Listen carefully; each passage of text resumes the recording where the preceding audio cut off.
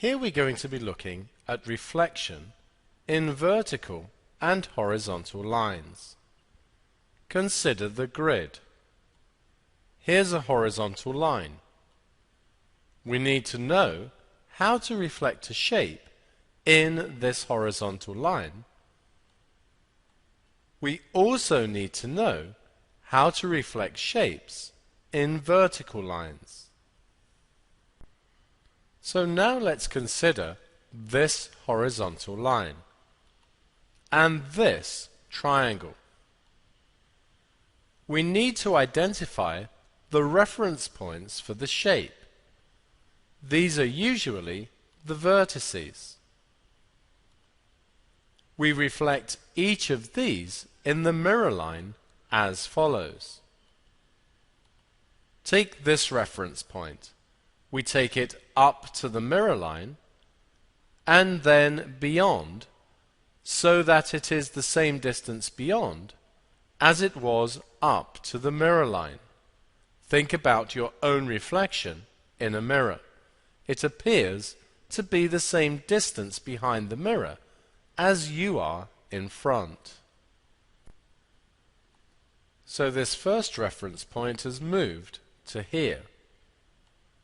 Do the same with the other reference points. 3 squares up to the mirror, so 3 squares beyond, putting us here. For the final reference point, we have this far, 7 squares up to the mirror, so we go 7 squares beyond, giving us the reference point here. We can then draw the triangle. This is because the reflected points define the reflected shape.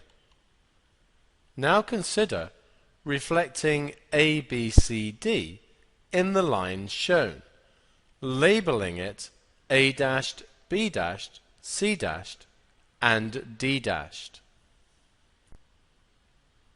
Once again, we need to look at each reference point and see where it goes.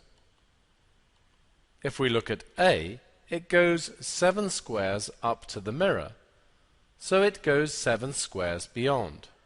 It goes to here. For D, it's 3 squares up, so 3 squares across. For C, 3 squares up, 3 squares across. And for B, 7 squares up to the mirror, so 7 squares beyond.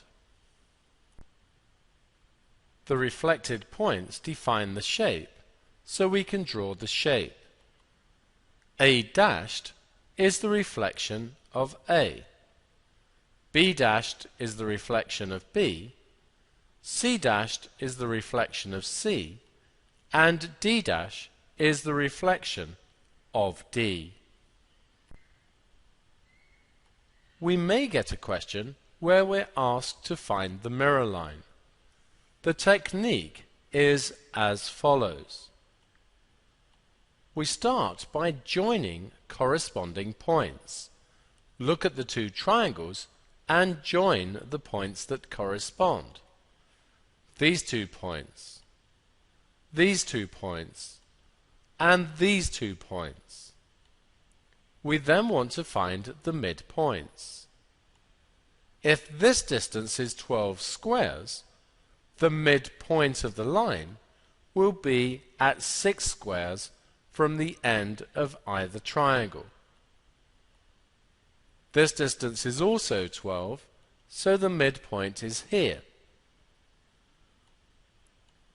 This distance is 6. The midpoint is here, 3 squares from each point.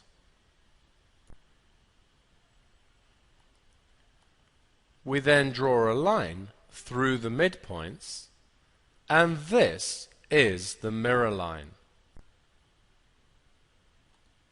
2 common lines used in questions on reflection are the x and y axes.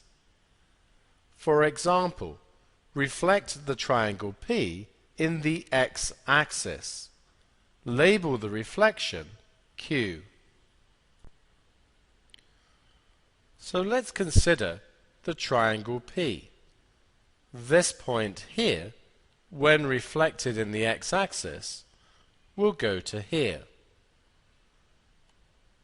Reflecting this point takes us up to the axis and an equal distance across to here. Reflecting this point, 2 squares up, 2 squares beyond takes us to here. So here is the triangle, and it's labelled Q.